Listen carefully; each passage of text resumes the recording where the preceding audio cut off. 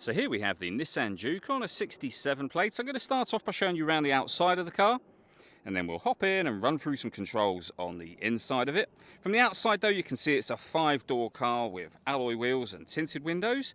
Let's start off inside the boot first of all. As we approach the back of the car, you can see we have plenty of boot space along with that 60/40 split folding rear seat should you wish to increase this space even further. We then have the vinyl boot liner here, which would have been an additional extra in this car, and even more boot space underneath that section. Okay, so we're just going to work our way back around to the front of the car, and then we'll hop in and run through some controls on the inside. But now that we've done a full circle of it, you can see it's in lovely condition the whole way round.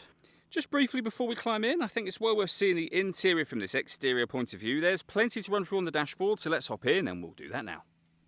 Okay, now that we're inside the car, we're going to start with the dials. Over on the left-hand side, we have the rev counter. We have the speedometer on the right-hand side. In the centre, we have the main trip computer, which includes the coolant temperature gauge, the fuel gauge, the total miles for this car, which are 46,326. And then at the bottom of that section, it will show you what gear the car is in. It's an automatic, so we, of course, are in park at the moment.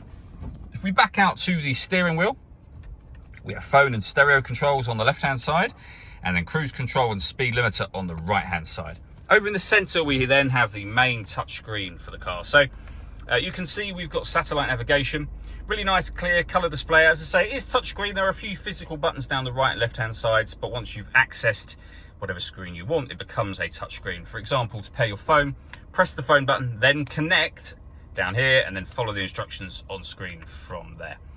Radio-wise, we have DAB, FM and AM radio. If you want to listen to your own music, you can do so via the CD player. This car also has auxiliary input, Bluetooth audio as well, and USB input. If you plug a device into the USB, that will appear as one of the options for you there. If I pop the car into reverse, you'll see we have a 360 parking camera. So a reverse camera there, and a bird's eye view image of exactly where the car is parked right now. And it goes a couple of steps beyond that. You can get a front-facing camera and the bird's eye view, or a front-facing camera and the front passenger side wheel. Beneath that, we then have the climate control.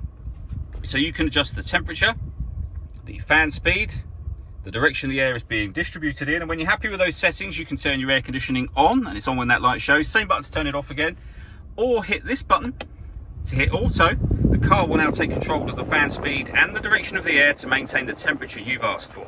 You can hear it doing that. You can manually override that whenever you wish to. This screen also doubles up as the driver mode screen, allowing you to put the car in normal, sport or eco. Whichever mode you're putting it in, you're affecting the climate control, the steering, the gearbox and the engine for the car.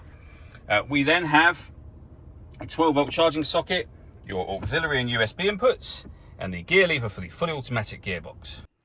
All that leaves me to say is thank you for taking the time to watch this video. If you'd like to come and see the car for yourself and have a test drive, please feel free to give us a call here at West Horsley Motors. We'd love to hear from you soon.